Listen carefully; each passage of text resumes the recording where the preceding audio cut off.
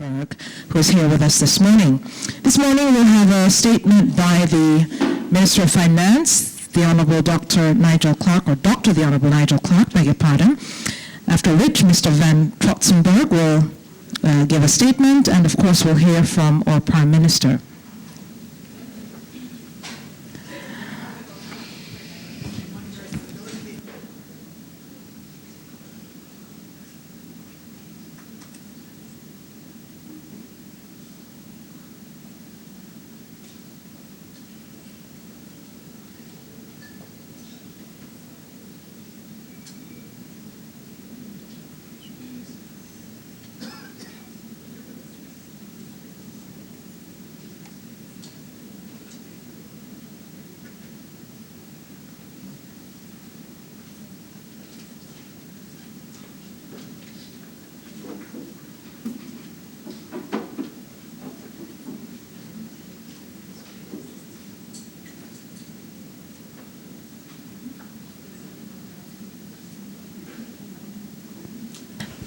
Ladies and gentlemen, the Most Honourable Andrew Holness, Prime Minister of Jamaica.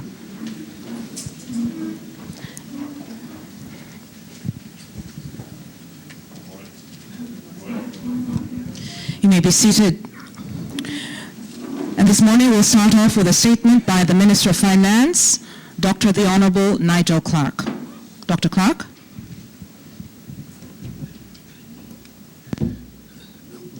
Prime Minister, the Most Honourable Andrew Holness, members of the Cabinet, visiting Vice President of the World Bank, Mr. Alex Van Trostenburg, Tashin Said, who is Country Director for Jamaica, Galina Soritova and Judith Green, both of the World Bank Group, members of the media, and members, Permanent Secretary, of course, both Permanent Secretaries. Ladies and gentlemen, good morning. We are pleased to welcome the new Vice President of the World Bank Group for Latin America and the Caribbean to Jamaica on this, his first official visit in this capacity. The World Bank has been an excellent partner of Jamaica over 55 years, and during the course of that time has contributed to many signal achievements of which the Prime Minister will speak to. The occasion of Mr. Trostenburg's visit here today, however, is one in which both the Vice President and the Prime Minister are announcing a new $140 million financing from the World Bank Group to Jamaica. And that financing will allow us to pursue a strategy of building resilience against natural disaster risk, as well as to support human capital development and strengthen the social support.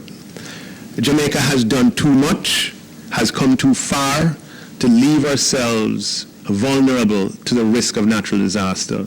And as a result, Jamaica has been leading the way in the Caribbean, working with the World Bank at putting in place a multifaceted and multi-sectoral strategy that responds to the risk of natural disaster. In particular, we're working on a policy that addresses the fiscal risk of natural disaster, whereby in the event of natural disaster, too often in the past, budgetary resources have been diverted away from social and physical infrastructure development, and that over time, impoverishes our people. We expect that during this financial year, with the two budget operations that total $100 million, we will be enabled by this and working with the World Bank to enter into transactions that allow us to insulate ourselves from high event or high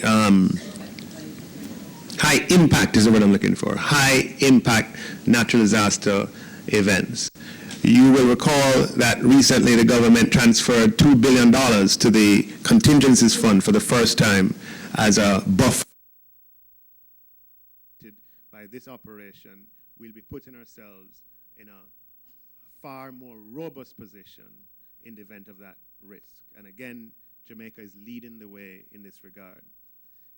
The other components of the loans include for strengthening the social safety net and for addressing some of our human capital issues.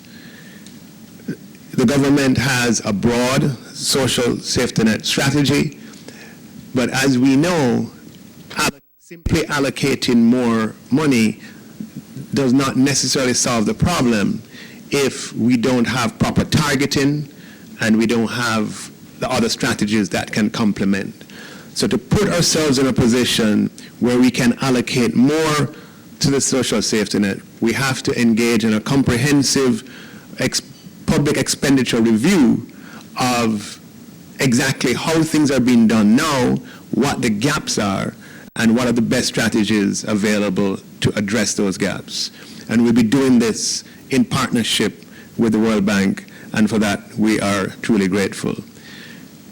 The final piece acknowledges that our growth is going to come from all of the structural reforms that we're doing as far as the macroeconomy is concerned, and all of the reforms we're doing in infrastructure to make business more competitive.